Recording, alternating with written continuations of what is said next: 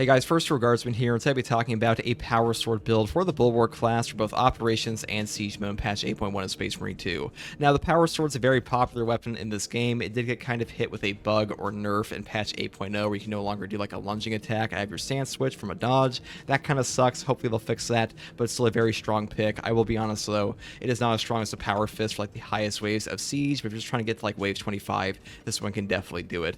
Now, the version we've picked today is the fencing version because I know a lot of people like fencing, especially on the Bulwark, and this is actually like the best fencing weapon in the game, so that's why I'm going to pick it today. As for the perk tree selection, I do start off with Armored Strength, moving into Master of Offense, down to Perpetual Strength, into Tranquility, over into Melee Onslaught for like a flat melee damage bonus, on top of Hard Target, which is while performing a light combo, you take 15% less range damage. Getting damage reduction on like a speed style for this weapon is actually very easy, and you can stack this with all the other damage reduction the Bulwark already has, and become very, very tanky. Then we move on into Cutting Edge, which is Power Rake, deals 50% more melee damage. Power Rake is like your best single target damage, or even cleave potential at times, because Power Rake just does most damage on the sword. They did buff it a while back. And I just move up here into Extremis Slayer, over into Majora Slayer, and then Terminus Slayer for more damage. And then I skip Minoru Slayer because you only hit any breakpoints on the fencing version as far as I know with Minoru Slayer, so I just skip this to take the Power Restoration instead, and alternatively you could take the Speed Restoration if you want to. Now, as far as the secondary goes, I do take the Plasma Pistol, mainly because the Plasma Pistol in Siege Mode especially is just so valuable, and really this weapon on the Bulwark especially is super good for getting your contested HP back on like the higher waves of Siege, because on the higher waves of Siege, the enemies get like a serious damage reduction, and Heavy Bolt Pistol just like stops getting CHP back, so Plasma, really for any class that has access to it, just becomes the meta, and it's just very powerful. I do take the Rate of Fire variant, mainly because we do have the perk Auxiliary Reload down here to just give us back ammunition on Extremis kills, and that's very valuable on this class. This is actually like the only class that can actually get back his secondary ammunition, unlike all the other ones, so that's pretty cool, but that's why we take the Rate of Fire. We do have that luxury this time. Alternatively, you could take the magazine capacity version, but usually getting a charge shot off is way more important, so that's why I like the Rate of Fire. And as far as the perk tree selection goes, I do just build up into the top tree, and then take the perk Divine Might on top of Plasma Collection.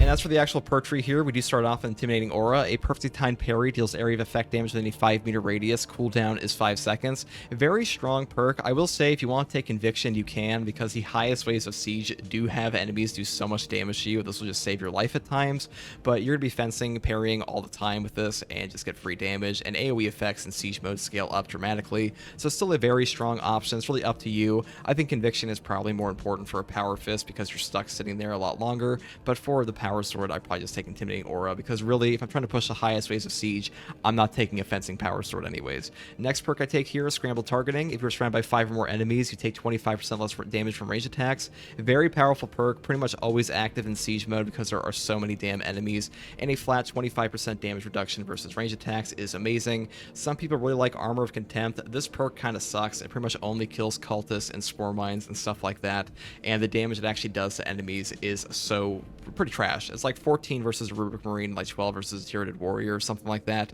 and Tyranid Warriors have like 300 HP, and half the time the enemies will miss you with their range attacks in this game anyways. It's like a Soul Can Terminator, and if you're fighting Chaos on the highest waves of Siege, you just need damage reduction, because otherwise you'll just get popped, and like this is just more important for that reason. Next perk here I would probably take is Armor Reinforcement.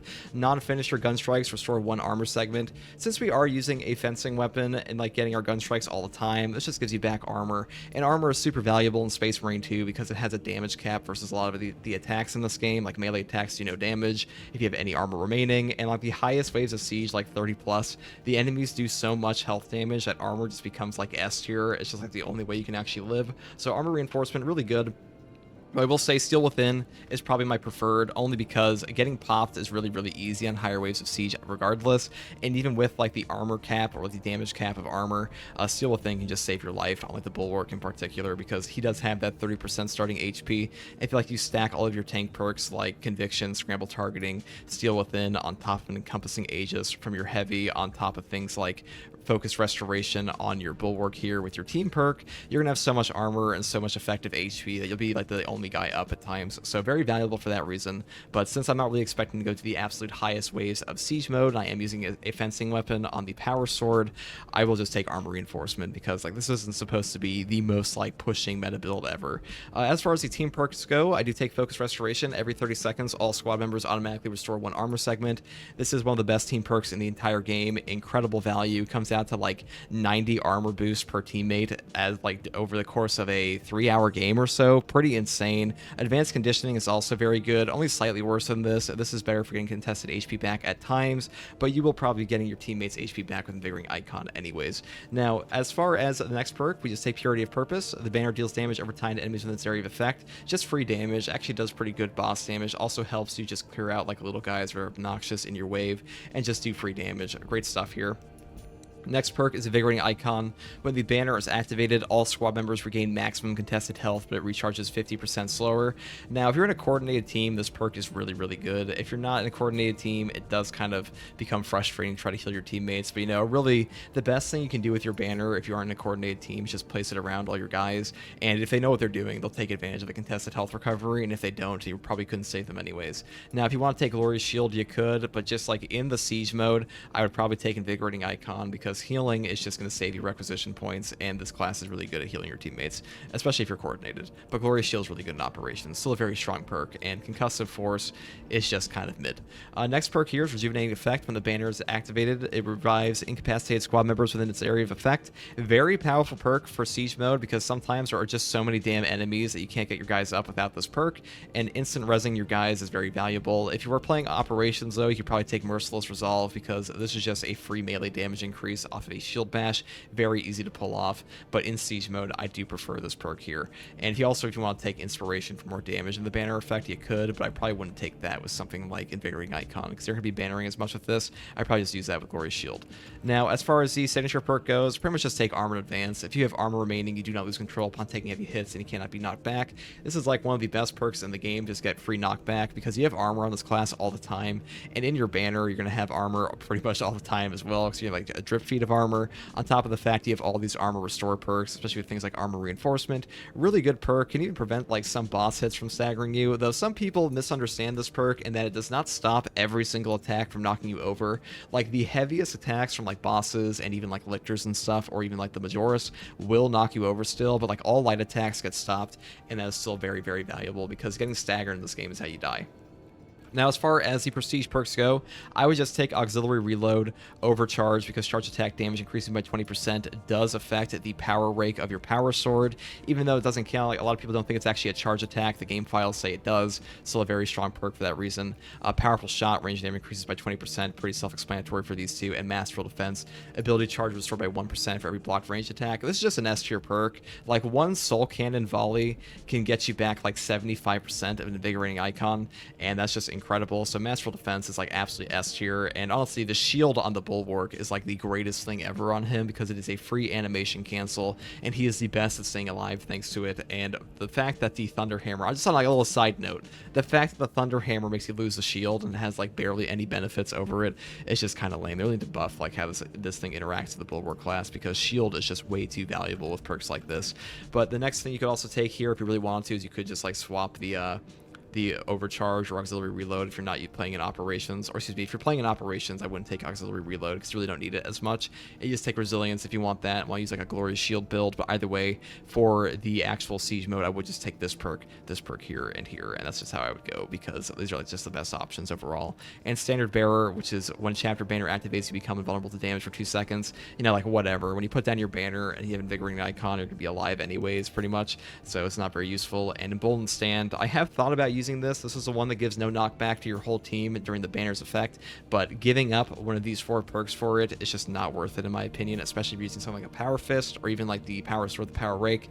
And emboldened stand, just like you aren't bannering enough to get like the full value out of this. That's just kind of the unfortunate truth. Now that's pretty much all I have to say for this build, but I do want to mention that if you want to take a different power sword like the relic tier block version or the artificer block or even the master crafted block, because this one does actually have the highest speed stat of any power sword, including the fencing, it is 7+, plus versus 7, and the strength stat of 8 doesn't really matter because it is a block weapon, and cleaving potential hardly matters at all in this game for most weapons. And really, people ask me this all the time of like, how is a lower tier version better than like the relic tier? Well, it's simple. Some of them hit different breakpoints. Like this one's a strength rating of 15, and this one's only 11. So like there are some things that this one can like 2 hit. This one has to take like 3 or 4 hits to actually kill. On top of being a block weapon, where like the damage just ramps up on block because of the way adrenaline charges work. So really, you have a lot of choices on the power sword in particular because he has like 4 good options, like this one here, this one here, this one here, and the fencing version. It's really up to you. I just want to mention that if you want to take those. But here's some actual gameplay of this build. Hopefully this video helped you understand the power sword a little bit better, or maybe like a build you want to try out for this class. Now I will say the power sword is obviously not the strongest build for the Bulwark, but it is a lot of fun. So that's pretty much all I had to say on this one. Thanks for watching, and here's the actual gameplay.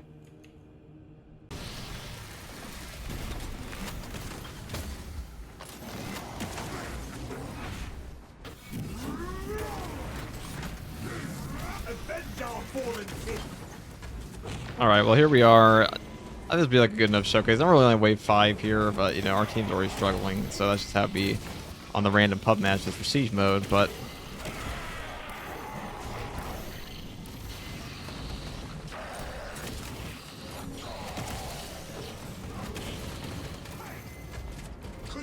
let me do it this way.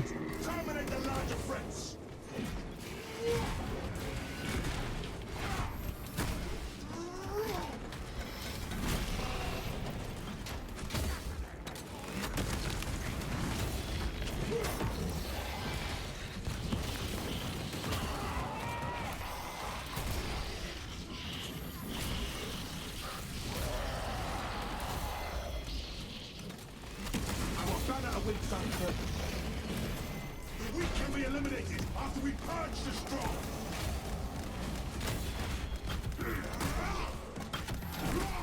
Alright, there we go.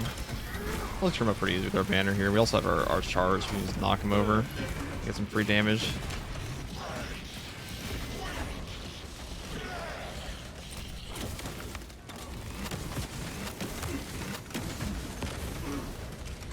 Make sure to dodge that though. My mind is steeled. With the intimidating aura proc, pretty easy to just mop these guys up. It's really not until like the later waves that it becomes a real problem with bosses. They do get a pretty fat damage reduction. Priority threat eliminated. Stand firm against the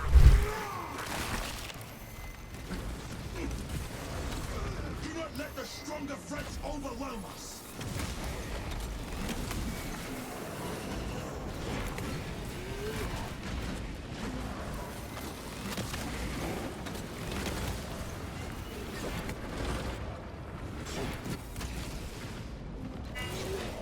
The ammo cache over here, pretty free.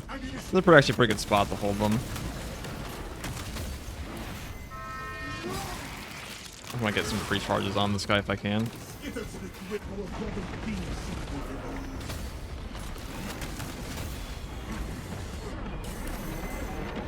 We must focus on the fiercest enemies.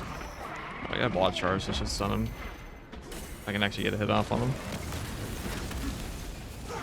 There we go. It's free, kinda.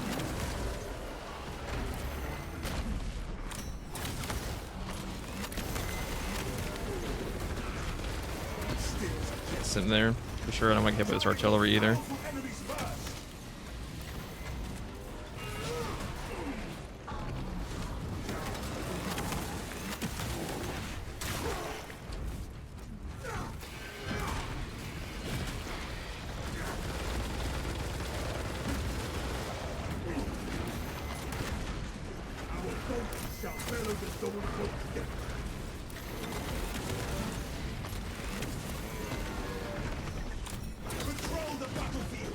I'm banner up, I can just kill him there.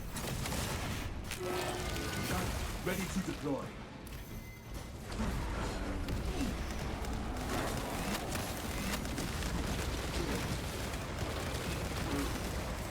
Ammunition expended. There we go.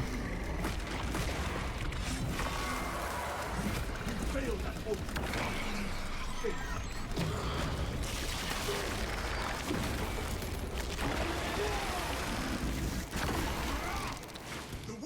eliminated after we purge the strong.